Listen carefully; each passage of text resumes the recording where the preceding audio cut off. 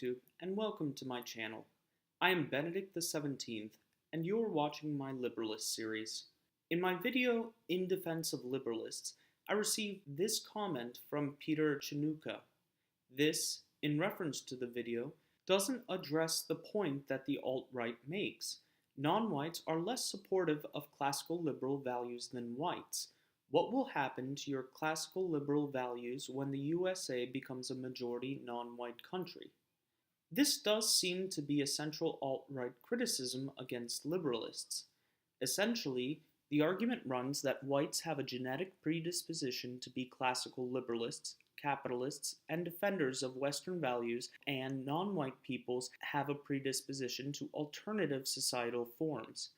Therefore, if we wish to preserve Western values in a nation, we must ensure a white supermajority. Thus, classical liberalism, in order to preserve itself, must tolerate some level of racial discrimination, making it hypocritical. Therefore, liberalists are either hypocrites or doomed to support an ideology that will defend the very people who will later overthrow it. Which one is it?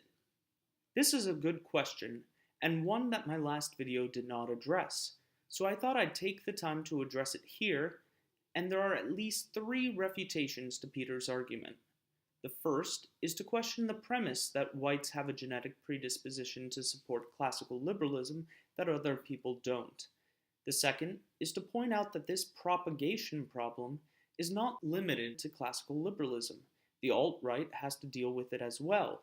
The third is to point out that if we abandon who we are in order to fight off the enemy, then we have lost who we are in the process.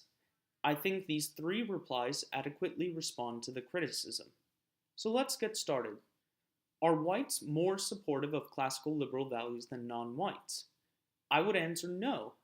Firstly, because the example of non-white immigrants to the United States who enjoy, promote, and protect its liberal policies seems to suggest otherwise. The vast majority of Hispanics and Asian Americans may not be the natural conservatives Republicans think they are, but based on the way they integrate into American life, they certainly are natural liberals and not natural identitarians. Now, to be fair, there does seem to be evidence that Muslims tend not to be as supportive of liberal politics, but that doesn't seem to have a genetic reason, but a religious one. If Europe had lost the Battle of Lepanto and become Muslim, there's no reason to think whites would be any different than Arab Muslims in this regard. Furthermore, there are many non-Western nations that have adopted aspects of classical liberalism. India is perhaps the best example. Japan is another. Finally, if whites are genetically predispositioned to support classical liberalism than non-whites, then the fact that it was the West that came up with classical liberalism is nothing to marvel at. What makes the West special is that it did not have to be the bastion of liberty and freedom that it is. It could have been any other people, but it wasn't. To say whites were genetically destined to do it means that whites are just acting on base instinct, which I don't think is what the alt-right wants to claim.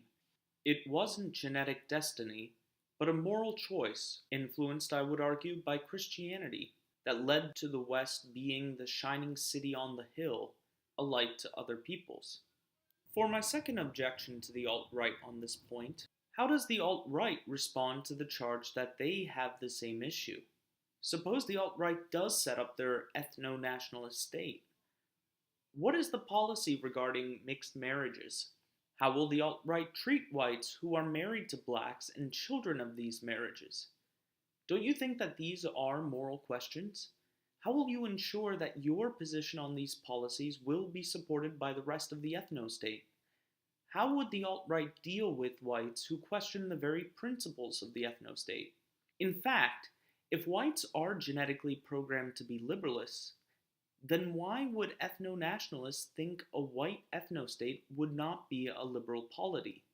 If whites are natural liberals, then isn't being illiberal a betrayal of white identity? The alt-right has failed to address these problems, and so it is hypocritical of them to treat the same issue as a serious problem for classical liberalists. Finally, the last criticism I'm going to raise comes from Nietzsche, who is not someone I usually quote favorably. Whoever fights monsters should see to it that in the process he does not become a monster. Liberalists don't support classical liberalism for utilitarian reasons, because we think it creates the best results for a state, but for moral reasons, because it is the only moral political philosophy by which to organize a state. To abandon our moral principles in order to defend them is to lose who we are, and that loss of identity is exactly what the alt-right are supposed to be fighting against. In conclusion, the question, what will happen to a liberal society when the majority of its people become illiberal, is not the question to ask. If that happens, then yes, it's quite likely that our liberal society will turn into a tyranny. There's evidence that this is already happening in the West. But the solution is not to set up one tyranny to defend against another. The solution is that liberalism is not defended by a state, it's defended by a people. People who build positive relationships with each other, build communities, and societies in which others can integrate. These liberal centers of relationships are fundamentally human and therefore are attractive to everyone. As long as these small communities thrive, we will never reach a point where the majority of people in the society become illiberal.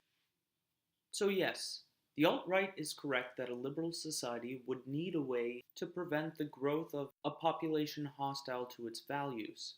But they are wrong in thinking that only a state could do this. It would be the free relationships between individuals that would be our first and last line of defense. Thank you for watching. If you like this video and want to see more like it, please hit subscribe. If you'd like to support me, please consider becoming a patron on Patreon. Link is in the description below.